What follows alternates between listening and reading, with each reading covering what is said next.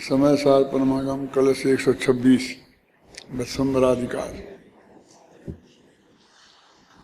इसमें ये बताया गया है कि आत्मा चिद्रूप है और आश्रव जड़ रूप है।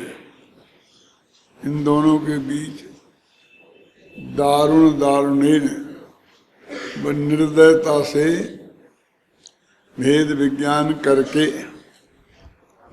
फिर पर से हटकर स्व में लगकर जो निरंतर अभ्यास करते हैं लगने का, उनको द्वितीय च्युतः, वे दूसरे से च्युत हो जाते हैं, मतलब दूसरे को छोड़ देते हैं और अपना विज्ञान घन जो भगवान आत्मा है उसका आश्रय करते हैं। इस कलश को अपन ने पढ़ा था कल। बनारसी दास जी ने इसका जो पद्यानुवाद किया है वो भी इसी आशय का है, ज़्यादा कुछ फर्क नहीं है।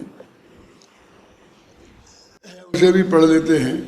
शुद्ध स्वच्छंद अभेद अबाधित भेद विज्ञान सुतीक्षण आरा, अंतर भेद स्वभाव विभाव करे जड़ चेतन रूप दुफारा, सो जिनके उर उप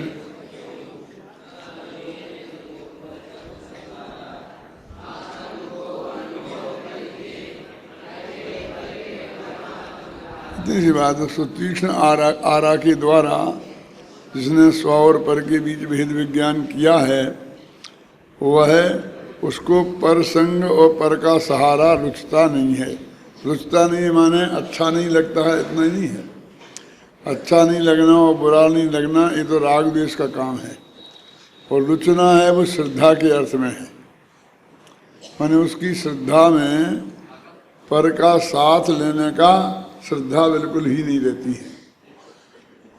और आत्म को अनुभव करके, वे आत्मा का अनुभव करके अनंत आनंदित होते हैं, और जो परमात्मा धारा है उससे को परख कर उसमें आनंदित होते हैं। बात भेद विज्ञान की है। जरा हम विचार करें कि मुक्ति के मार्ग में कोई आपसे पूछे कि हमें क्या करना चाहिए कि जिससे हम मुक्ति के मार्ग में लग जाएं और हमारे कार्य की सिद्धि हो, माने हमें मुक्ति की प्राप्ति हो। बस हमको 4 लाइन में, एक पैरे में समझा दो, तो आप क्या कहेंगे? तो आप कोई कहेगा एक शब्द में हमें बताओ कि वो मुक्ति का मार्ग क्या है, तो हम पूरी शक्ति के साथ कह सकते हैं कि भेद विज्ञान। एक कह करके मैं बहुत बड़ी बात कहना चाहता हूँ कि और कुछ तो नहीं, कि साथ में और कुछ भी जरूरत पड़ेगी। क्यों? उपवास करना पड़ेगा क्या? नहीं कि नहीं, कोई जरूरत नहीं है। क्यों? भरत चक्रवर्ती ने नहीं किया था ना, और उनका काम हो गया था। तीर्थ यात्रा, व्रत तप शील संयम जो भी है, जो इसके साथ भूमिकानुसार अत्यंत आवश्यक है, वो तो इसके साथ होगा ही, और वो भेद विज्ञान में ही शामिल है। कहता उसे छोड़ दिया। मान लो कि चौथे से 5वें गुणस्थान में आएगा तो जो पर्याय में जितनी निर्मलता होगी, बाहर अनुव्रत महाव्रत जो भी होंगे वो होंगे, है ना। ईवीया समिति आदि पालेगा। 6वें 7वें गुणस्थान में आएगा तो जो भूमिका के अनुसार होते हैं वो तो करने ही पड़ेंगे ना, करने नहीं पड़ेंगे, वे तो होंगे ही। लेकिन तो कहता हम क्या करें, सामने वाले का पूछ रहा है क्या करें, तो उसको एकमात्र है कि भेद विज्ञान करो। भेद विज्ञान के बिना सब कुछ अनाथ है, और भेद विज्ञान से सब कुछ सनाथ है। देखो भेद विज्ञान पर से भिन्न अपने आत्मा को जानना वो अनुभूति पूर्वक है, वो भेद विज्ञान ही है। अनुभव हुआ और फिर लगातार यदि अंतर मुहूर्त में आत्मा में लीन रहे तो केवल ज्ञान हो जाएगा और फिर अंतर मुहूर्त में शुद्ध दशा हो जाएगी। अन्ना जी से पूछना, मेरे ख्याल में 5, 7, 8 अंतर मुहूर्त होते हैं जिनमें पूरा यहाँ से लेके वहाँ तक मोक्ष हो जाता है। क्या वो भरत चक्रवर्ती कुछ बेटों की चर्चा आती है, मतलब ये कितने अंतर मुहूर्त लगते हैं वो उनकी क्लास में उनसे समझ लेना है, लेकिन ज़्यादा नहीं है और कितने का भी सवाल नहीं है। उन सबका जोड़ लगाओ तो मिलके फिर वो एक अंतर मुहूर्त ही होता है। समझ गए ना? छोटे छोटे अंतर मुहूर्त होते हैं और 2, 4, 5, 10 सही क्या फर्क पड़ता है, मैं उसमें नहीं उलझना चाहता हूँ। लेकिन जब मुक्ति का मार्ग इतना शॉर्ट है तो ये जो लंबी लंबी क्रियाएं हैं ये उसमें संभव ही कैसे है? क्या जो हमने उपवास यात्रा 3 महीने के उपवास, फिर लो ये और फिर ये जो भी बहुत बहुत चीज़ें हैं ना, तपश्चर्याएँ, पर्वत के नीचे नदी के किनारे हैं, ऊपर वृक्ष के बरसात में वृक्ष के नीचे घोर तपश्चर्या करे, काने में कीले ठोकें, ऐसा ऐसा हमें लोग उपसर्ग करने आए, ये तो है ही नहीं ना कुछ भी, तो उतने में काम हो गया ना। और ये तो करोड़ों में एकाध को होते हैं। कौन? ये उपसर्ग तो करोड़ों में भी मैं कहता हूँ असंख्य में एकाध को होते होंगे। क्यों? कि जो ऐसा मोक्ष मार्ग में चलने वाला होता है वो अधिकतर जीव सातिशय पुण्य के धनी ही होते हैं। एकाध का कोई पुराना कवि का कोई पढ़ा हो और उदय में आ जाए तो शास्त्रों में तो आप कहें वही भरे पड़े हैं। तो इसलिए भरे पड़े हैं कि तुम उन परिस्थितियों में भी चिग ना जाओ, ये बताने के लिए जिनको बिल्कुल भी प्रतिकूलता नहीं हुई। ऐसे जो असंख्य जीव उनकी चर्चा ही नहीं करी। क्या ऐसी सहज अनुकूलता रहती है? होते ही नहीं है। अब वो उतने समय में वो जीव मोक्ष चला जाएगा तो ये चीज़ें जो क्रियाएं नहीं करनी पड़ेंगी। टोडरमल जी ने मोक्ष मार्ग प्रकाशक में 3 प्रकार का मोक्ष मार्ग बताया ना, तो उसमें एक तो 3 कारण बताए।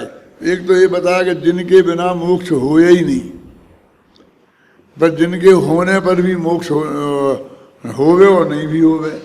जैसे मुनि पद नग्न निगंबर दशा धारण करना, इसके बिना तो मोक्ष नहीं होगा और धारण करने पर होवे और नहीं भी होवे। एक कारण बे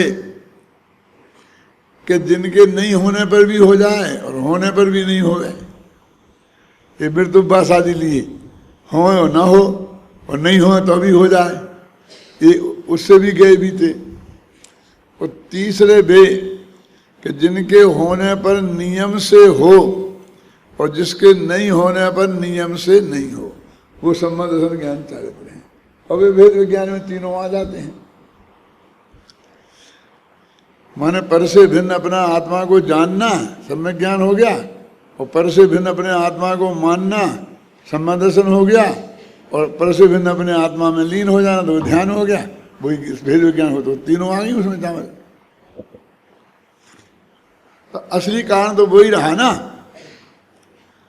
अब एक समस्या है कि इन सबको मोक्ष मार्ग में कारण के रूप में क्यों कह दिया? तो इसलिए कह दिया कि एक जीव ने मोक्ष मार्ग शुरू किया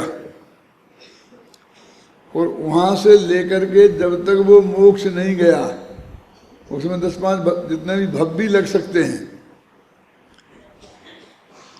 अरबों बरस भी लग सकते हैं, और ऐसा भी हो कि एक ही भव हो और बरस अरब हो,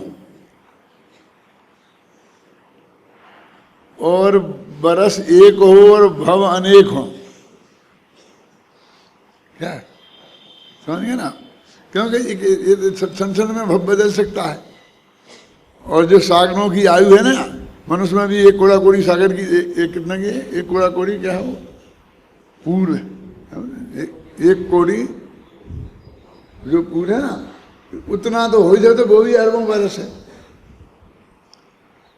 तो इतनी लंबी आयु भी होगी, इतना भी हो, एक क्षण में भी जा सकता।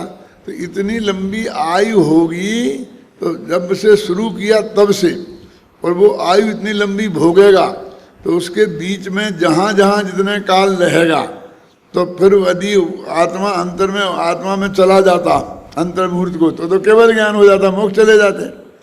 तो वो तो हुआ नहीं, तो क्या क्या होगा उन सब क्रियाओं को उनने मोक्ष मार्ग व्यवहार से कह दिया। तो बस उसका जब 6वें 7वें में होगा तो फिर तो बस आदि ऑटोमेटिक होंगे ही, ये समिति, भाषा समिति वगैरह ऑटोमेटिक होंगे ही, आप समझेंगे ना। और वो जो परिणतियां हैं वो उनको गिना दी। अब प्रथमान योग में जब उनका इतना लंबा बड़ा पीरियड है, तो उसमें जो हुआ आदिनाथ के साथ समझ लीजिए 1000 वर्ष तक दीक्षा लेने के बाद उन्हें केवल ज्ञान हुआ। तो 1000 वर्ष में जो हुआ उन्हें सबको मोक्ष मार्ग में गिना दिया। ये है बस।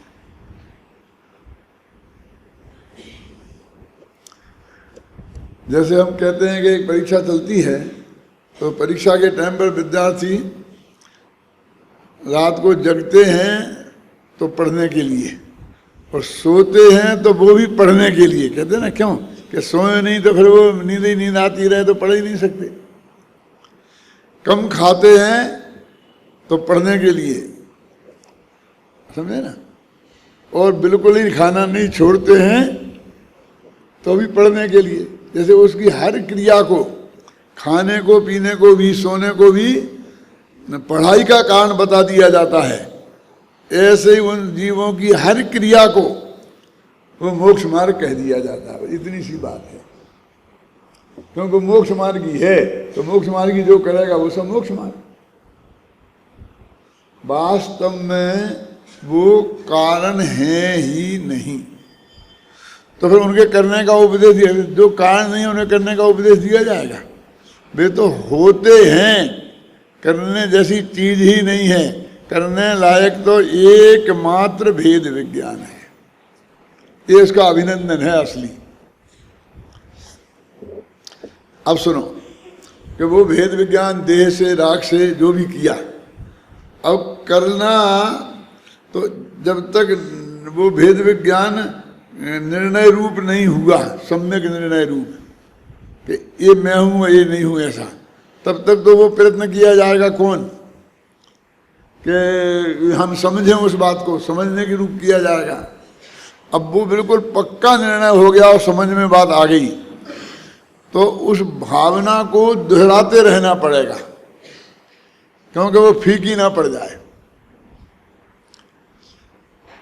भाषा ऐसी भी कह सकते हैं कि दोहराते रहना पड़ेगा, और ऐसी भी कह सकते हैं कि वो इतनी अच्छी चीज है जो उसने आज तक नहीं की थी, और वो रुचि के अनुकूल है, दोहराता रहना नहीं पड़ेगा, वो ऑटोमेटिक दोहराता ही रहेगा, वो उससे छूटेगा ही नहीं। तुमने कोई चीज खाई और बहुत ही बढ़िया लगी और स्वास्थ्य के लिए भी अनुकूल लगी, तो फिर तुमको खाते रहना पड़ेगा उसे, क्यों? फिर प्रेम से खाओगे।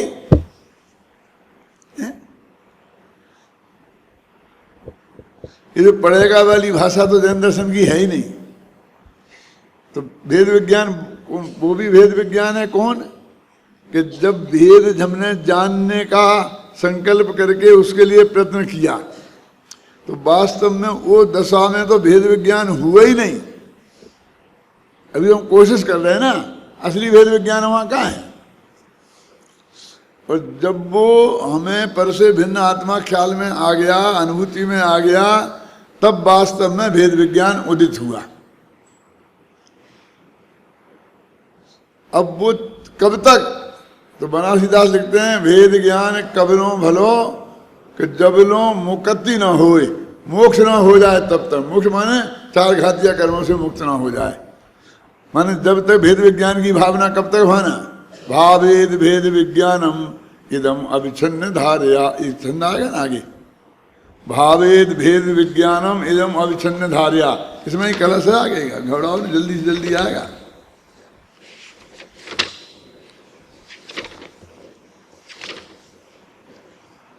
है ना 130 कलश, पेज नंबर 302 समय सार में।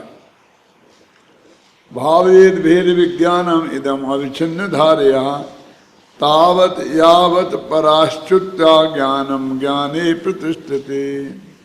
भेद विज्ञान की भावना अविच्छिन्न धारा से तब तक निरंतर ध्याना जब तक ज्ञान ज्ञान में प्रतिष्ठित न हो जाए। ज्ञान ज्ञान में प्रतिष्ठित न हो जाए माने ज्ञान माने भगवान आत्मा, उसमें जो वर्तमान ज्ञान की पर्याय वो उसको न जान ले, वो जान ले न वो न जानती रहे। जान ले माने जानना और जानती रहना माने ध्यान।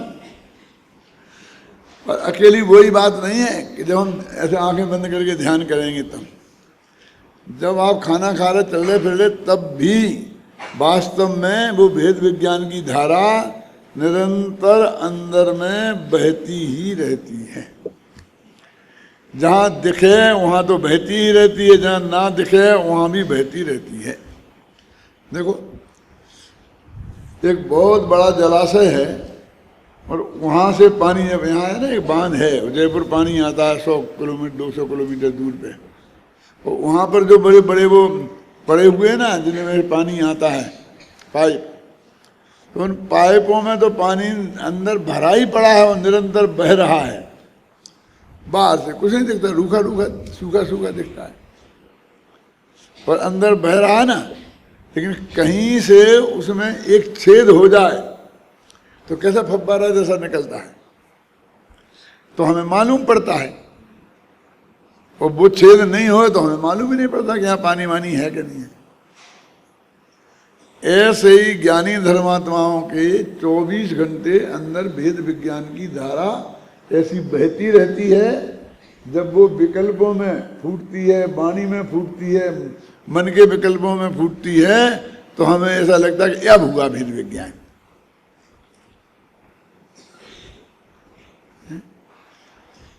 देखो एक अरबपति आदमी है और वो यहाँ से कहीं बाहर गया और वहाँ उसका सारा सामान चोरी हो गया, जितना पैसा था वो सब बिल्कुल सब चला गया, कुछ नहीं रहा, ऐसा खड़ा रह गया, 5 रुपए भी जेब में नहीं थे। तो रोने लगता होगा, क्यों कि अब कल क्या खाऊंगा। बिल्कुल बिल्कुल बिल्कुल शांत चित्त, कोई फर्क ही नहीं पड़ता उसे। क्यों नहीं पड़ता? क्यों कि उसके अंदर में मैं अरबों का मालिक हूं, ऐसी धारा निरंतर बह रही। और हम ये कहते क्या हो, देखो इतना सब चला गया, कुछ नहीं, ये ऐसा कर रहा, खिलखिला के हंस रहा है। अभी फोन है ना जेब में, अभी फोन करूंगा और बरस जाएगी सब चीजें, आ जाएंगे और लोग दौड़े दौड़े चले आएंगे और पैसा आ जाएगा, कुछ नहीं, खत्म। क्यों? आने की जरूरत ही नहीं पड़ेगी। मैं इतना ही कह दूं कि मैं अंबानी हूं, कि मैं कोई भी ऐसा नाम ले दूंगा तो सारा दुनिया जहां होगा वहां हमारे पैसा बरसने लगेगा, कोई पूछेगा ही नहीं। ख्याल में है ना? तो वैसे थोड़ी वो मुंह से कहता फिरता है, मुंह से तो बोलेगा तब मालूम पड़ेगा ना, मन में भी विकल्प नहीं आता है। लेकिन अंदर में मैं क्या हूं, ये अरबपति हूं, जब ये धारा बह सकती है और मैं त्रिकाली ध्रुव हूं, ये क्यों नहीं बह सकती? इसलिए मैंने रसूल चिट्ठी में बहुत विस्तार से ये बात लिखी है टोडरमल जी के आधार पर कि भेद विज्ञान 2 तरह का होता है, आत्मानुभूति 2 तरह की होती है। ये आत्मानुभूति ही है। और वहीं एक दूसरा आदमी है जिसके पास 100 रुपया का नोट जिसका चला गया है, जेब कट गई है, वो दहाड़ मार के रोता है, क्योंकि उसके पास वे 100 ही रुपया थे। अब वो ना घर पहुंच सकता है, ना खाने को मिल सकता है, और जानता है कि मैं किसी से कहूँगा तो कोई विश्वास भी करने वाला नहीं है, कोई विश्वास का करे, कहूँगा क्या, है ही नहीं मेरे पास है कि सर 100 रुपये के नुकसान में वो दहाड़ मार रहा और वो नहीं मार रहा, तो अपन कहते कि ये मूर्ख है, वो जो समझदार है, समझ ज्ञानी लोग नहीं। अरे ज्ञानी लोग, ज्ञानी व्यानी कुछ काम नहीं आएगा। रोटी नहीं मिलेंगी तो नहीं मिलेंगी ज्ञानी को भी, उसके अंदर जो वो अरबपति की धारा बह रही वो उसके ताकत पर खड़ा है। ऐसे ज्ञानी के अंदर में जो धारा बह रही है उसके बल पे खड़ा है। इसमें एक बहुत अच्छा पद है बनारसी दास का, अंतर के लक्ष्य अजाचीक लक्ष्यपति हैं।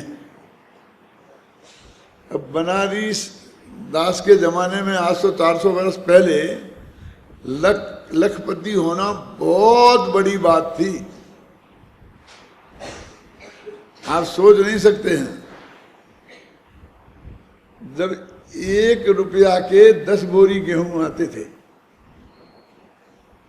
क्यों आप कह रहे 10 बोरी आते थे, तो हमने देखा है 1 रुपये के 16 किलो 20 किलो। क्या हमारे पिताजी सुनाते थे, हमारी बड़ी बहन के लिए उन्होंने गेहूं इकट्ठे करके रखे थे, शादी होनी थी, वो नहीं हो पाई, तो 1 रुपये के 16 किलो खरीदे थे और 25 किलोमीटर दूर ले जाकर 1 रुपये के 20 किलो के भाव से देते, क्योंकि खराब हो जाएंगे, रखे क्या करेंगे। तो फिर अकबर के ज़माने में, बनारस अकबर के ज़माने के थे, क्या रेट होंगे मिल जाएंगे आपको। अब उस वक्त लाख रुपए का मालिक होना, आप कल्पना करो, आज के अरबपति उसके सामने कुछ नहीं है। तो वो कहते लक्ष्यपति माने लाख के मालिक, और वो कहते अंतर के लक्ष्य, जिसने भगवान आत्मा का लक्ष्य किया है वे असली लक्ष्यपति हैं। अंतर के लक्ष्य अजाचीक लक्ष्यपति हैं। जैसे लक्ष्यपति लोग भीख नहीं मांगा करते, ऐसे ही अंदर के लक्ष्यपति वे पर्याय में उनके भिखारी पना नहीं होता। पर से मिलता ही नहीं सकता कुछ, पर को हम दे ही नहीं सकते, पर से हम ले ही नहीं सकते। क्या नीति शास्त्र में बहुत छंद ऐसे आए हैं, भर्तहरि का जो है ना नीति शतक में मिलेंगे आपको। अहिर निसंबर सति बारी बाहा तथापि पत्रा तृतया पलासा। आया समझ में आ गया? ये छंद आता है? आता है तो ऊपर की लाइन क्या है बोलो? ये तो नीचे की लाइन है। क्या? अहिर निसंबर सति बारी बाहा, मेघ दिन रात बरसें तो भी पलाश के एक डाली में, टहनी में 3 पत्ते ही होंगे, 4 नहीं होंगे। पलाश समझते हो? एक पेड़ होता है जो बुंदेलखंड में क्या बोलते हैं, छोला, जिसमें ऐसे फूल होते हैं बसंती रंग के, केसरिया रंग के, और उनका वो रंग बना करके होली खेलते हैं उससे। उसकी एक टहनी में 3-3 पत्ते होते हैं। बरसात आवे भयंकर तो भी 3 पत्ते होंगे, और नहीं आवे कम आवे तो भी 3 होंगे। हैं? तुष्टो ही राजा यदि सेवकेभ्या, यदि राजा उनसे तुष्ट संतुष्ट हो जाए, भाग्यात परम नैव दधाति किंचित। क्या? भाग्य से ज्यादा नहीं दे सकता। तुष्टो ही राजा यदि सेवकेभ्या भाग्यात परम नैव दधाति किंचित। उसे भाग्य से अधिक नहीं दे सकता, क्योंकि बरसात दिन रात हो तो भी पलाश के तो 3 ही पत्ते होंगे। चपरासी से राजा खुश हो जाए तो कह देगा 100 रुपये की तरक्की कर दो इसकी, और ऑफिसर से हो जाए खुश तो कह देगा इसको 2000 रुपये महीने की तरक्की कर दो। अरे खुश तो दोनों से एक सही हुआ ना, लेकिन उसको 100 रुपया और फिर 2000। माने वो तो उसके भाग्य के अनुसार मिलता है, ये राजा माजा नहीं देता है। ऐसे नीति के बहुत वाक्य हैं। ये वहाँ यद्धात्रा लिखितम ललाट पट्टे तन्मार्जितम कह क्षमा, जो विधाता ने अपने भाग्य में लिख दिया उसे कौन मेट सकता है। अब अपने यहाँ विधाता नहीं है, कर्मद पर या है समझ लो, है क्यों कि जो नक्की है वही होने वाला है। इस आधार पर उनकी अजाचिक वृत्ति पनपती है। तो मैं जहाँ से मैंने बात शुरू की थी वो ये है कि वेद विज्ञान ही एकमात्र धर्म है और इसके अलावा कोई ऐसा धर्म नहीं है कि जिसके लिए करने का उपदेश दिया जाए, जिसके लिए करने का प्रयास किया जाए। बाकी सब धर्म कहने के हैं और होने के हैं। कहने के हैं और होने के हैं, इन दोनों वाक्यों में क्या अंतर है बोलो, क्या समझे तुम? कहने के हैं और होने के हैं, बोलो कौन समझता है अपने को होशियार, वो हाथ उठाए। कहने के हैं मैंने वास्तव में नहीं है, व्यवहार से कहे जाते हैं, और होने के हैं माने भूमिका अनुसार होंगे, तुम्हारे करने से कुछ नहीं होता। अंतर समझ में आया ना? कहने के हैं और होने के हैं। अब तो समझ में आ गया? अब बोलो हैं? हाँ बस तेरे को कुछ नहीं करना है, वे कहने के हैं और होने के हैं, हो जाएंगे समय पर, समझे ना? कहने के हैं और होने के हैं और कहीं कुछ भी बात नहीं है बस। मतलब तेरे माथे पे उनका कोई बोझा नहीं है। तुम तो ये बताओ कि हम क्या करें। तो एक शब्द है भेद विज्ञान, खत्म। कि भेद विज्ञान हो जाने के बाद क्या करें, कि अब करने को रह क्या गया है। अब तो भेद विज्ञान निरंतर उसकी अविरल धारा अंदर में बहती रहेगी। अब भेद विज्ञान करते रहो कि भाषा है, अब करते क्या रहना है, हैं? मैं जुदा हूँ, राग जुदा है, ये नक्की हो गया। अभी 24 घंटा अंदर में धारा बहती रहेगी। अब इसमें तुझे करना क्या है, वो तेरी रुचि की चीज है ना। लोक में जिसे हम सुख का कारण समझते हैं, उसका संयोग की बात निरंतर हमारे उपयोग में बहती रहती है। जैसा अपन ने उस अरबपति का उदाहरण दिया कि उसे कुछ फर्क नहीं पड़ता, जेब कट जाए, सामान चला जाए, और कोई छाती पे बंदूक रखकर कुर्ता तो ये भी उतरवा ले, अकेली एक लंगोटी ले जाए, क्यों? तो भी कोई फर्क नहीं पड़ता है। क्यों? काय के दम पे कि यही सब कुछ मैं नहीं हूं, है? अभी आपके कैसे ही संयोग चले जाएं, शरीर बिखर जाए, शरीर में बीमारी हो जाए, स्त्री पुत्रादि का वियोग हो जाए, तो ज्ञानी को क्या फर्क नहीं, बाहर रोना फोना हो जाएगा, कोई दिक्कत नहीं, भूमिका के अनुसार उसे भी जान लेंगे। लेकिन अंदर जो अविरल धारा है वो धर्म की धारा वो चलती रहती है। देखो चैद रूप्यम जड़ रूपता है ना, जड़ रूपतांच दधितो कृत्वा विभागंदुयो अंतर दारुण दारणेन परितो।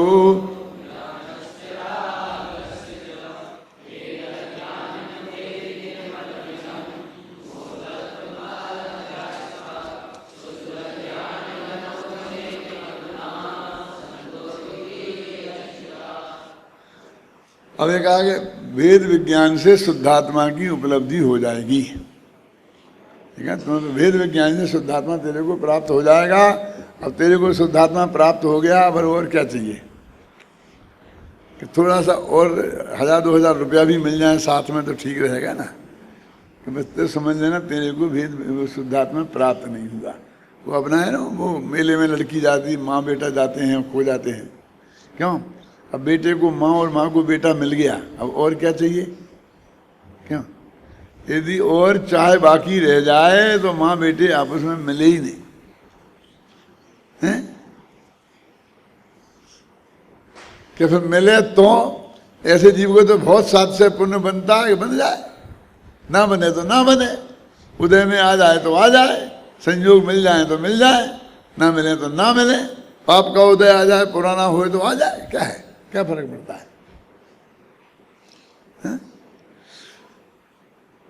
अब कहते कथम भेद विज्ञानादेव शुद्धात्मोपलब्ध इति चेत, है ना? क्या ठीक 184वीं गाथा का उत्थानिका पढ़ रहा हूं मैं कि भेद विज्ञान से ही शुद्धात्मा की उपलब्धि हो जाती है यदि ऐसा कोई कहे तो। कभी कभी 4 लाइन की उत्थानिका हो और उसका अर्थ 1 लाइन में हो सकता है, कभी कभी एक शब्द की उत्थानिका हो और उसका अर्थ पेजों में ना समाए। कल शाम को पढ़ा रहे थे ना शांति जी, क्या पढ़ा रहे थे बताओ? तत् किम, बस इतनी उत्थानिका। एक गाथा की उत्थानिका कितनी है? कौन सी गाथा है? 143 42। तथा क्यों कि ये क्या कह रहे कि तुम यहां तक गिनाते आए हो, ये सब बातें करते आए हो, तो मैं पूछता हूं इस सब से क्या करें? इसका इसे चाटें, खाएं, पिएं, ओढ़ें, क्या करें? मतलब इन बातों से क्या लाभ है? इसने से ऐसा, इसने से ऐसा, इसने से ऐसा। अब एकदम तो ना 20 छंद लिख दिए हैं, एक से बद्धो, दूसरे से अवध है, तीसरे से भात है, तीसरे से अभात है। भात क्या है? चावल बनते हैं ना। अरे उसका नाम भी भात इसलिए है क्योंकि आपको भाता है। देखो वहां तो भाता ही बोलते हैं शिखर जी में, भाता घर। कुछ भी खिलाएं तो भाता बोलते हैं उसे। तो एक कहते हैं कि वो बना हो चाहे नहीं बना हो, इससे क्या है? भगवान आत्मा तो ये बंधन की कथा से ही बिल्कुल पार है। बंध कथा ये तेन विसंवादनी होगी। वो बंध की कथा ही विसंवाद पैदा करती है। कौन सी कथा? बंध की कथा कि बंधा है कि नहीं बंधा। ये नहीं बंधा भी बंध की कथा है।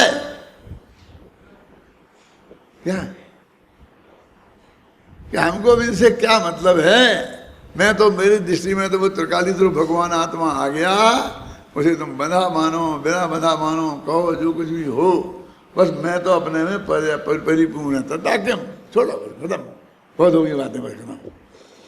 जैसे अपन कहते हैं ना, एक आकर के आए और सुनाए, सुना पंडित जी आपने? नहीं सुना। सुनाओ भैया। ऐसा हो गया, ऐसा हो गया, वो सोनिया गांधी ने ऐसा कह दिया, आडवाणी ने ये कर दिया, फलानी रथ यात्रा निकल गई, वहाँ इतने मर गए, इतने हो गए, इतने हो गए, हो गई कहानी। अरे तुम्हें पता नहीं है क्या क्या हो गया है, और सुनो, और सुना दे। जब सुना, पूरी सुना करके वो खत्म हो गया, थक गया, क्या करें अब, क्या करें बोलो? इतना सब हो गया तो हम क्या करें? ये तथा किम का अर्थ है।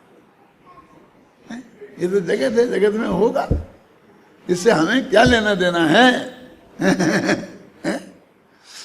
अब वो पेज कैसे भर जाएंगे? इसमें पेज ऐसे भर जाएंगे कि जो पीछे प्रकरण कह के आए होंगे वो सबके बाद ये बात कह जाई, फिर शुरू में नहीं कही जा सकती है, तो वो सब चीजें अपन दोहरा सकते हैं कि ऐसा हुआ तो क्या हुआ, ऐसा हुआ तो बंधा है तो क्या हुआ, छूटा है तो क्या हुआ। आप समझे ना, ये क्या है?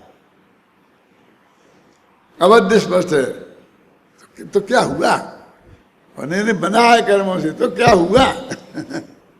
मैंने कहते कि कैसा आदमी से कुछ असर ही नहीं पड़ता है।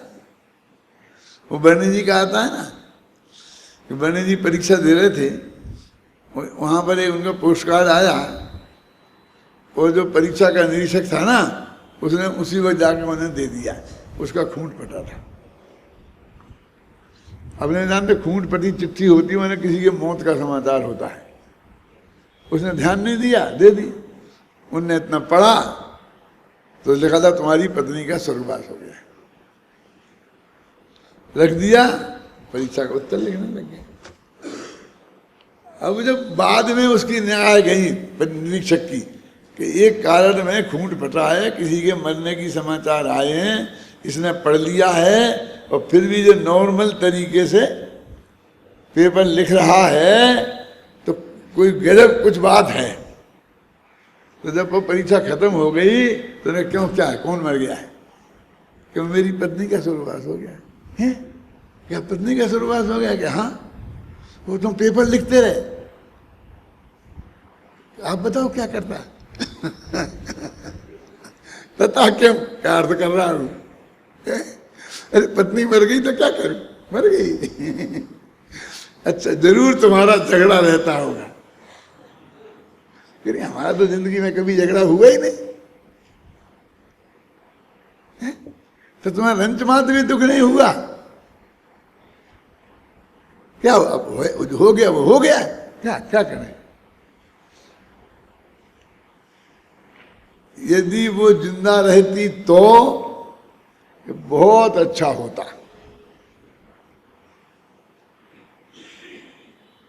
मैं कोशिश करता तो उसका भी भव सुधर जाता,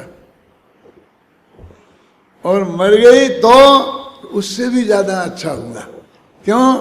अब मेरे गोधर का विकल्प टूट गया, अब मुझे घर जाने का विकल्प का काम ही नहीं रहा, अब तो मैं बस अपने में जाऊंगा।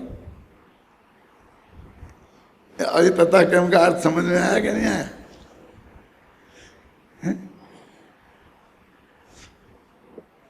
जो भी जगत में हो रहा है उससे हमें क्या? तो कहते देखो, क्या अपन क्या पढ़ रहे थे,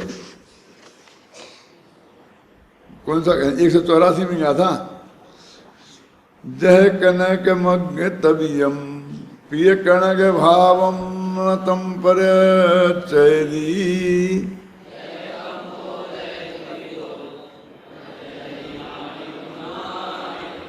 जो आ गया ना, वही आगे बात कि जिस तरह कौन सोने को अग्नि में तपाओ, है ना, कणय माने सोना, अग्नि तबियम आगी में तपाओ, जह कणय अग्नि तबियम, आ गया ना क्लियर? कणय भावम नहीं परिचयदी, वो सोना लोहा नहीं हो जाता है, वो कनक भाव को, सोनेपन को छोड़ता नहीं है। तो अपनों कोई चिंता नहीं है, जला जला दो ना, तो एक रत्ती कम होने वाला है और ना वो सोना से लोहा होने वाला है।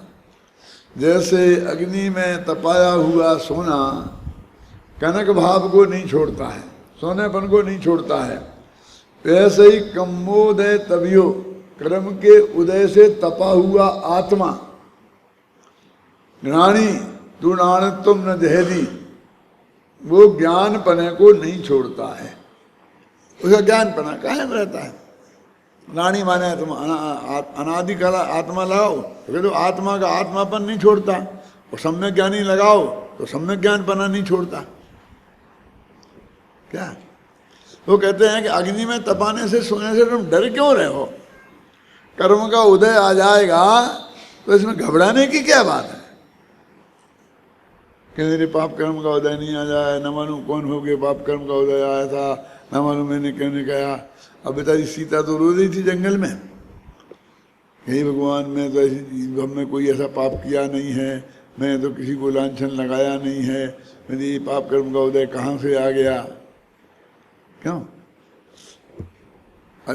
एक तो इसका उत्तर ये है कि कोई आचार्य उसके पूरा भव बताने लग जाए और ये कहने लग जाए कि तूने फलाने भव में फलानी चिड़िया के साथ ऐसा किया था, इसलिए तेरे को आया है। क्यों? वो कहते हैं ना, हे मैंने ऐसा पाप तो कभी कब किया था, मैं तो कभी किया ही नहीं ऐसा पाप। तो आप पूरा भवों में जा करके बताओ कि ये कब किया था, लेकिन वास्तव में भले ही वो ये कह रही कब किया था, लेकिन भाई अकाउंट थोड़ी मांग रही कि भैया हमने तुमसे पैसा कब लाए थे जो तुम मांग रहे हमसे। क्यों? वो तो वो अनिष्ट है संयोग, उसके प्रति अपनी अरुचि व्यक्त कर रही है, बस खत्म। वो कब का आपका हिसाब कहीं चाहिए क्या? तो उसका क्या जवाब है? एक तो वो जवाब है कि बता दे तब का है, और एक ये जवाब है कि क्या है, तुम्हें क्या है, क्या फर्क पड़ता है, आएगा उदय में आएगा, खिल जाएगा, चला जाएगा।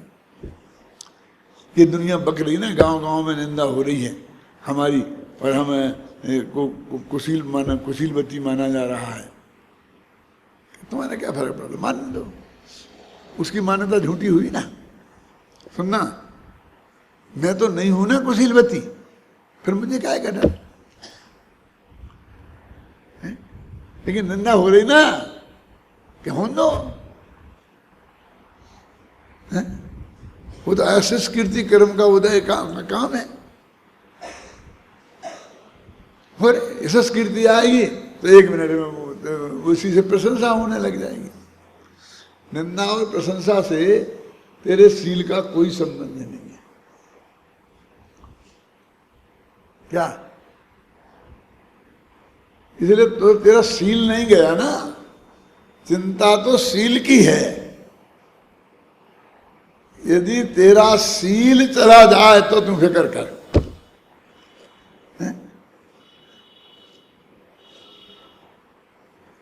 लेकिन ये सारे जगत के लोग आज दुनिया मुझे बेईमान समझ रही है, तू बेईमान नहीं है ना, तो फिक्र मत कर।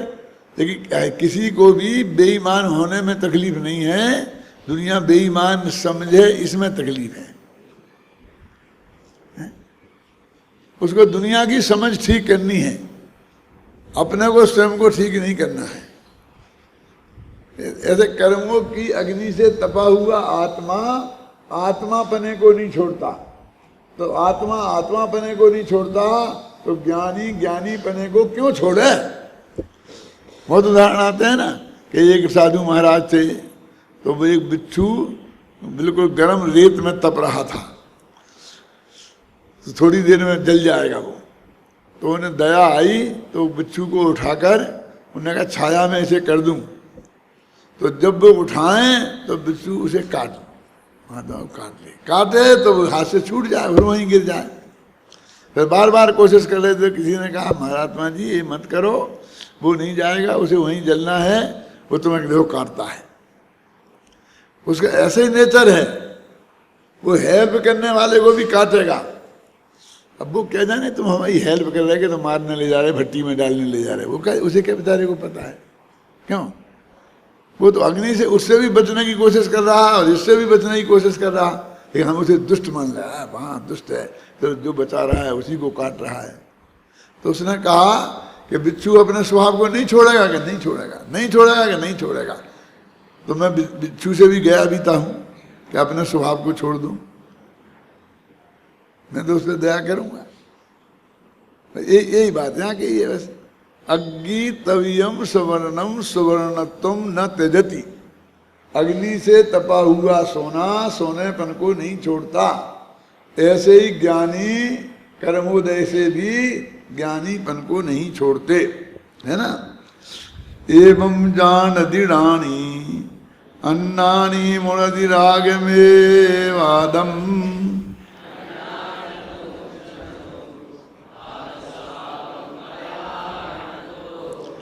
एवं जानती रानी, ज्ञानी तो ऐसा जानते हैं, लेकिन अज्ञानी राग मेवादम मुरदी, राग अज्ञानी राग को ही चाहते। राग से भेद विज्ञान कराया था ना, ज्ञान और राग में संधि कराई थी ना, तो अब वही बात फिर लाए, परद्रव की नहीं लाए। लेकिन अज्ञानी राग मेवादम मुरदी, राग को ही, एव है ना, एव आदम माने आत्मा, मुड़दी माने जानता है। अज्ञानी राग को ही आत्मा जानता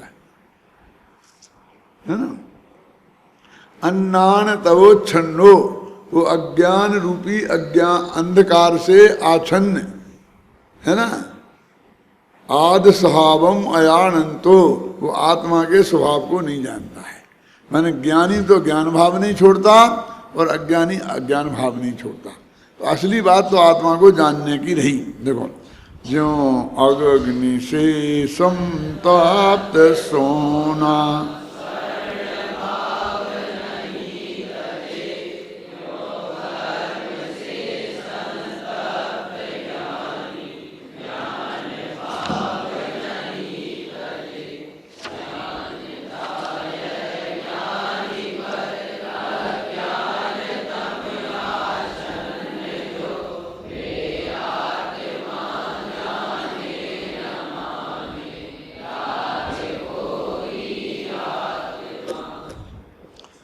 आगे स्पष्ट है ना, अर्थ में तो कुछ करने की जरूरत नहीं है ना।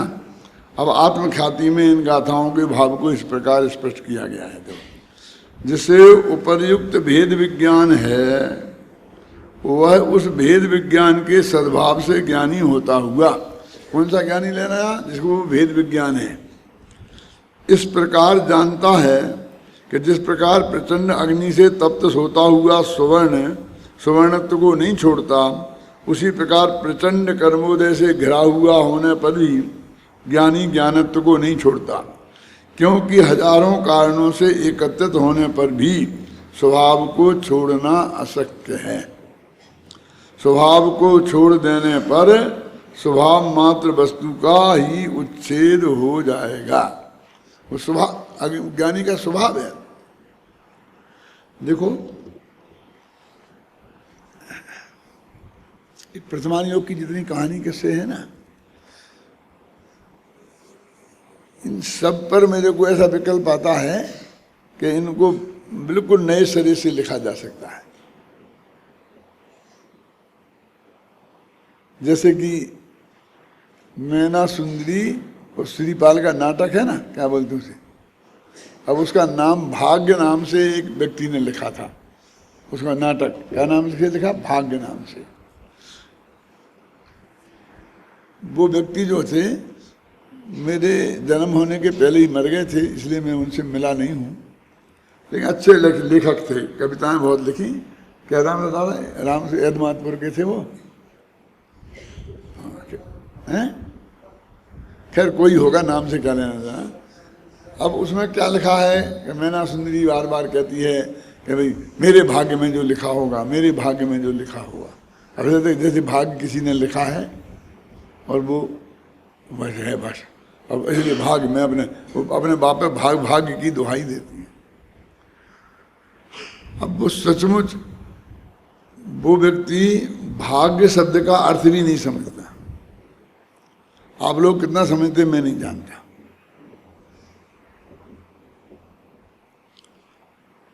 हम तो मैंने कहा पुरुषार्थ और भाग्य, भाग्य मैंने मुफ्त में मिल गया और पुरुषार्थ से मैंने कोशिश करके प्राप्त किया। लेकिन समंत भद्राचार्य ने देवागम स्तोत्र में की जो टीका लिखी ना, खासकर शास्त्री या सती जो भी, उसमें बहुत स्पष्ट शब्दों में लिखा है कि भाग्य क्या है। दो चीजों के मिक्सचर का नाम भाग्य है। एक तो नियति माने कर्मबद्ध पर्याय और एक कर्म का उदय। हमने अकेले पूर्व कर्म के उदय को भाग्य समझ लिया। तो वो तो निमित्त है, और नियति जो है ना कर्मबद्ध पर्याय जो होना है वो नक्की, इन दोनों की मिले हुए का नाम भाग्य है। तो उनने भाग्य का अर्थ पूर्व कर्म का उदय समझे। पहला कर्म जो हमने किए थे, वो जो हमें भाग्य कर्म बने थे और उनका उदय में आना, उसका नाम भाग्य मानते हैं। और वर्तमान में जो हम करें उसको हम मानते हैं पुरुषार्थ। वही कर्म ही में, कर्म में कर, जो कर्म करें। अब दो ही कर्म पे ही घटा दिए, निमित्त पे ही, और उपादान दोनों में ही गया है पुरुषार्थ। अब मैं लिखूंगा पूरा नाटक तो इतना बढ़िया हो जाएगा कि समझ लीजिए कि पूरा मोक्ष मार्ग उसमें आ जाएगा। बात घटना तो वही है कि उस मैना सुंदरी का बाप उसे कहेगा कि मैं कोड़ी से शादी करेगा, क्यों वो कहेगी तो, लेकिन वो ये कहेगी कि जो नक्की है अनादिकाल से, आप उसमें क्या कर सकते हो, हैं? मेरे भाग्य में लिखा है नहीं कहेगी क्या? आप समझ गए ना? वो जितना संवाद आएंगे वो सब इसी बात को बताएंगे, थोड़ा थोड़ा इसको भी कह देंगे। अरे वो कर्म भी तो उसी के अनुसार ही बंधे होंगे। अब आप सुनिए कैसा होगा, कैसी होगी वो नाटक कैसा होगा। इतने में समझ में आ गया कि नहीं आ गया? इसलिए मैं ये बातें इसलिए कहता हूँ जानबूझ करके कि भाई मैं नहीं लिख पाऊँ तो नहीं लिख पाऊँ, तुम्हारे लिए क्लू तो छोड़ जाऊँ। इनमें से तुम लोगों में से कोई लेखक पैदा हो तो वो इसके आधार पर इसको पूरा बढ़ा सकता है, समझे ना? अपनी सारी कला उसमें घुसेड़ करके अब वो लोकप्रिय भी बना सकता है। लेकिन वो इतनी सभ्य भाषा में आना चाहिए कि उसमें वो पार्टी बंदी सी नहीं दिखे, कोई ग्रुपबाजी नहीं दिखे, हैं? वो इतने सुंदर तरीके से आना चाहिए कि लोगों को वो गले उतरे। माने जो भाग्य शब्द का असली अर्थ है कर्म का उदय, पूर्व कर्म का उदय और कर्मध पर्याय नियति, ऐसा लगा है। और पुरुषार्थ का अर्थ वहां क्या? पुरुषार्थ का इसका नाम पुरुषार्थ है। वो वर्तमान के विकल्प हैं तेरे। जैसे तू पुरुषार्थ कर रहा, मैंने बहुत कोशिश करी, 50 लड़के देखे, 100 लड़के देखे, तूने ऐसा किया ऐसा किया, क्या किया? ये पुरुषार्थ है। ये गलत दिशा में तूने सारा कुछ किया और जो असफल हुआ और असफल ही होना था। क्यों? और सो ये कहता है मैं तो बहुत किया, क्या कुछ नहीं किया है? सेंट्रल आइडिया ख्याल में आ गया कि नहीं आ गया? लिखना कोई, मैंने लिख पाऊँ तो लिखना, और मैं लिख दूँ तो भी लिखना। ऐसा नहीं कि जो मैंने लिख दिया उसमें तुम्हें लिखने की जरूरत नहीं है, तुम और अच्छे तरीके से प्रस्तुत करके। लेकिन ऐसा नहीं करना कि तुम ऐसे लिखो कि जिससे जो श्रद्धा इससे पैदा हुई भी डिग जाए। जगत में वो तत्व ज्ञान गहराई से प्रवेश करे, हैं क्या है? कि तुम उग्रता में ऐसा लिख दो कि 10 आदमी विरोध में खड़े हो जाएंगे, नहीं नहीं ये बात गलत है, ऐसा था ही नहीं, ऐसा था ही, तो सब नाटक बिगड़ जाएगा बेचारे का। फिर कोई एक जगह दो चार जगह बिगड़ा तो फिर वो कोई नाटक करेगा नहीं, उस नाटक को कोई है करेगा नहीं। मेरे मतलब सुनिए, इस सारे एंगल जो मूल तत्व ज्ञान है उसके आधार पर उसमें किया जाता है। अब मैं ये नहीं कहना चाहता हूँ कि जिनने वो ऐसा किया वो सब ज्ञानी आगे, वो तो पंडित था ना इसलिए मैंने कह दिया हैं। अब बाकी भट्टारक बहुत हुए हैं, फिर आचार्य उनके नाम से आचार्य लगा हुआ है, वो झगड़े में ज़्यादा नहीं पड़ना। शांति से जो असली चीज़ है उसे बिल्कुल विनय भाव से प्रस्तुत करना, किसी के विरोध के लिए नहीं। मूल तत्व ज्ञान जिसको हमें देना है उस तक पहुंच जाए, हमारी ये इच्छा होनी चाहिए। किसी को हराना, किसी को मूर्ख बताना कि कोई कुछ नहीं समझता है, ये बताना देखो कुछ नहीं समझता था मैंने बताई, इसमें तो कुछ दम नहीं है, इससे कोई फायदा नहीं।